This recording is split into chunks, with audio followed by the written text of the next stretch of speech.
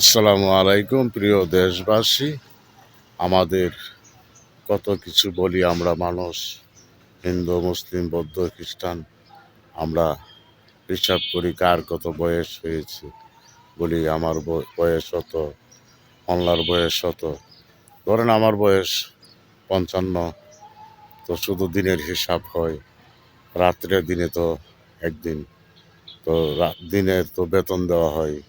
কেউ ধান কাটা গেলে বা যে কোনো কাজে গেলে একদিনের হিসাব করে একদিনে এত টাকা রোজ।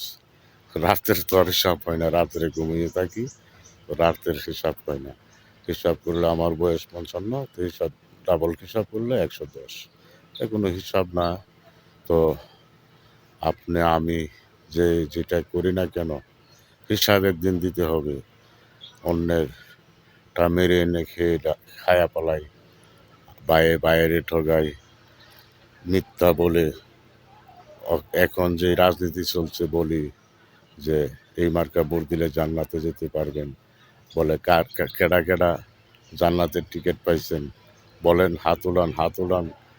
জামাতের নমিনেশন পাইলে জান্নাতের টিকিট পায়, এসব বলা বলি করে। চরমনায় বলে ইয়া হাত পাকা ভোট দিলে নবীজিকে ভোট দেওয়া হয়। এসব মিথ্যাবাদীর হিসাব একদিন দিতে হবে। যারা মিথ্যা কথা বলে রাজনীতি করে, যে কোনো কাজ আল্লাহর ও রাসূলের উপর বিশ্বাস রাখতে হবে। আর রাসূলকে অপমান করে কথা বলে, আল্লাহর অলিগণকে অপমান যারা করে, বাংলাদেশে আল্লাহর অলিগণ ইসলাম প্রচার করেছে, সেই ইসলামকে তারা ছোট করতে চায়। বলে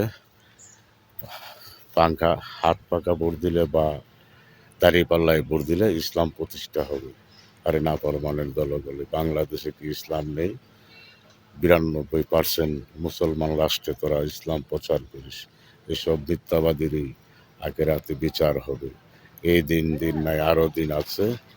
সেই দিনে এই দিনে টেনে নিবে সেই দিনের কাছে।